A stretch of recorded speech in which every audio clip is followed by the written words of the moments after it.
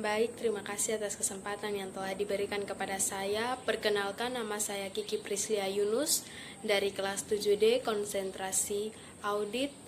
Pada kesempatan hari ini saya akan membahas pengerjaan UAS saya terkait dengan kasus korupsi pengadaan paket traktor tangan pada Dinas Pertanian, Perkebunan, dan Kehutanan Kabupaten Ranah Berjaya pada tahun 2011. Nah, identifikasi penyimpangan yang terjadi pada kasus tersebut, di sini saya menggunakan identifikasi dengan 5W1H. Nah, yang pertama adalah jenis penyimpangan atau WAT. Nah, di sini berdasarkan kasus kecurangan yang terjadi, itu termasuk di dalam jenis kasus yang ada dalam fraud 3, yaitu kecurangan dalam bentuk korupsi. Nah, di sini tindakan korupsi yang terjadi itu terjadi pada pengadaan paket traktor tangan pada Dinas Pertanian, Perkebunan, dan Kehutanan di Kabupaten Ranah Berjaya pada tahun 2011. Nah, di sini pihak yang bertanggung jawab dalam kasus tersebut adalah Bendahara Pengeluaran Dinas Pertanian, Perkebunan, dan Kehutanan tersebut. Nah, kemudian tempat terjadinya penyimpangan tersebut itu, nah, penyimpangan ini dia terjadi pada Dinas Pertanian, Perkebunan, dan Kehutanan di Kabupaten Ranah Berjaya pada tahun 2011, di mana ini kejadian itu terjadi. Nah, terdapat bukti-bukti yang diperoleh, yaitu adalah fotokopi DPA Dinas Pertanian, Perkebunan, dan Kehutanan Kabupaten Ranah Berjaya, fotokopi berkas pelelangan, fotokopi dokumen penawaran CV Handal, CV Bintang Terang, CV Bakti Jaya, CV Delta, dan CV Ceria. Kemudian ada fotokopi daftar hadir pembukaan lelang, fotokopi kontrak pengadaan traktor tangan, fotokopi adendum kontrak pengadaan traktor tangan, fotokopi bukti pembayaran atau dokumen tagihan CV Bintang Terang, SPP, SPM, dan SP2D.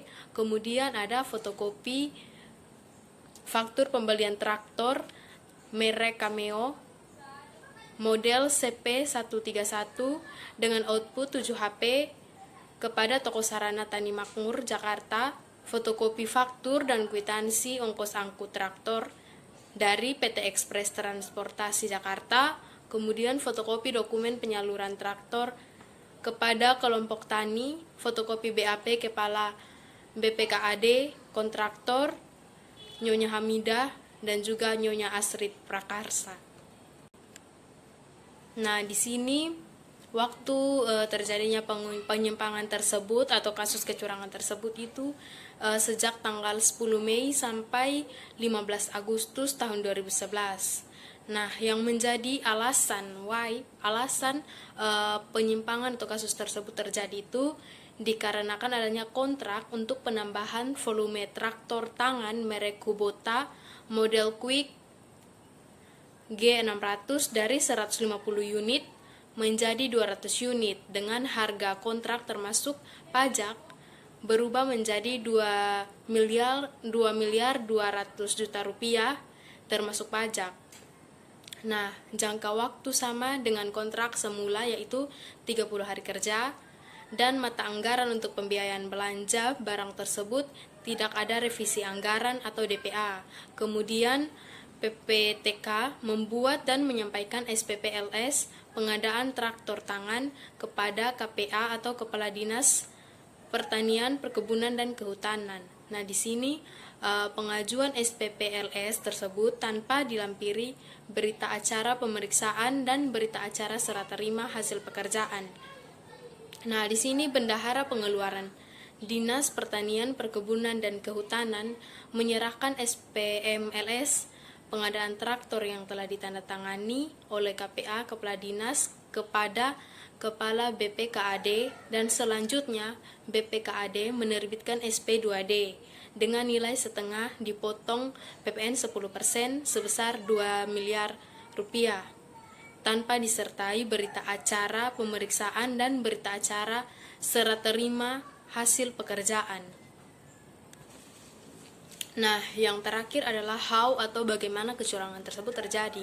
Nah, di sini penyimpangan atau kecurangan tersebut itu bermula dari tanggal 16 Juni 2011, di mana panitia pengadaan mengumumkan hasil pelelangan dengan hasil CV Bintang Terang ditetapkan sebagai pemenang lelang untuk pengadaan 150 unit traktor tangan merek Kubota model Quick G600 dengan mesin penggerak model RD65T, output tenaga 5,5 HP dengan nilai 1.650.000.000 rupiah termasuk PPN.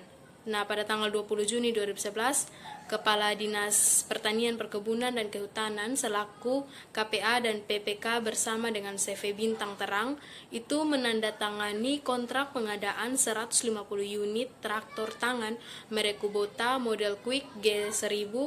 Jangka waktu kontrak itu 30 hari dari 20 Juni 2011 sampai 19 Juni 2011.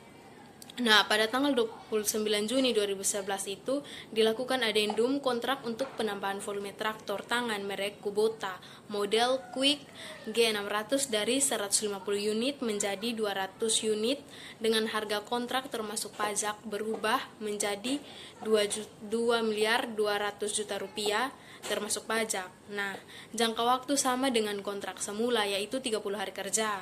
Mata anggaran untuk pembiayaan belanja barang tersebut tidak ada revisi anggaran atau DPA.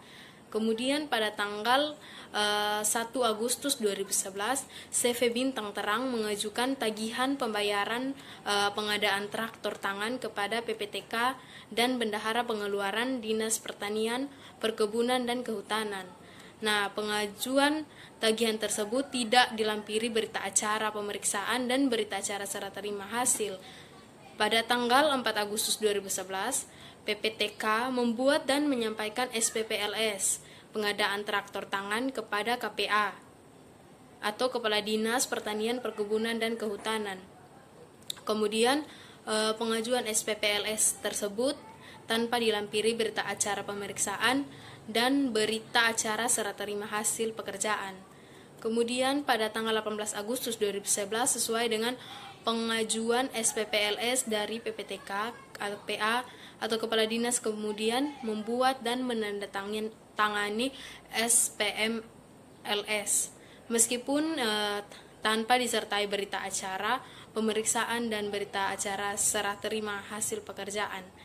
Nah, pada tanggal 9 Agustus 2011, Bendahara Pengeluaran Dinas Pertanian, Perkebunan, dan Kehutanan menyerahkan SPMLS pengadaan traktor yang telah ditandatangani oleh KPA atau Kepala Dinas kepada Kepala BPKAD, dan selanjutnya BPKAD menerbitkan SP2D dengan nilai setelah dipotong PPN 10% itu sebesar 2 miliar rupiah tanpa disertai berita acara pemeriksaan dan berita acara serah terima hasil pekerjaan.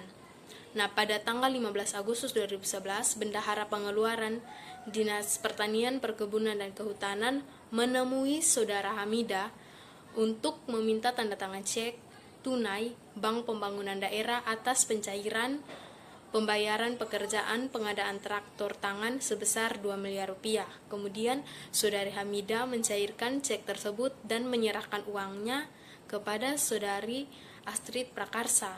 Menurut keterangan dari Saudari Astrid Prakarsa, yang bersangkutan hanya menerima sebesar 1.850.000.000 rupiah sebagai pembayaran 200 unit traktor tangan yang disediakannya. Yang kedua yaitu nilai kerugian keuangan perusahaan atau negara. Nah, di sini berdasarkan penyimpangan pada kasus korupsi tersebut, negara telah mengalami kerugian. Nah, nilai kerugian negara yang harus ditanggung itu adalah sebagai berikut. Nah, dalam penyimpangan tersebut, kerugian negara dihitung dengan menggunakan kerugian total atau total loss. Nah, berdasarkan metode total loss, kerugian merupakan seluruh jumlah uang yang dibayarkan atau bagian penerimaan yang tidak disetorkan, baik sebagian maupun seluruhnya. Kerugian yang diperoleh negara dalam hal penambahan volume traktor tangan merek Kubota model Quick G600 dari 150 unit menjadi 200 unit dengan harga kontrak itu termasuk pajak berubah menjadi 2.200.000.000 rupiah termasuk pajak, yaitu sebesar 150 juta, di mana biaya yang sebenarnya harus diterima oleh saudari Astrid Prakarsa adalah 2 miliar rupiah yang sudah dikeluarkan oleh BPKAD termasuk pajak.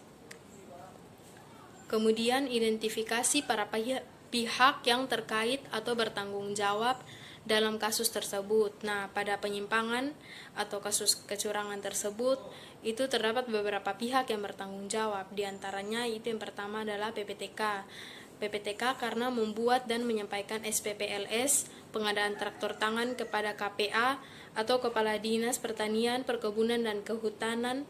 Kemudian pengajuan SPPLS tersebut tanpa dilampiri berita acara pemeriksaan dan berita acara serah terima hasil pekerjaan.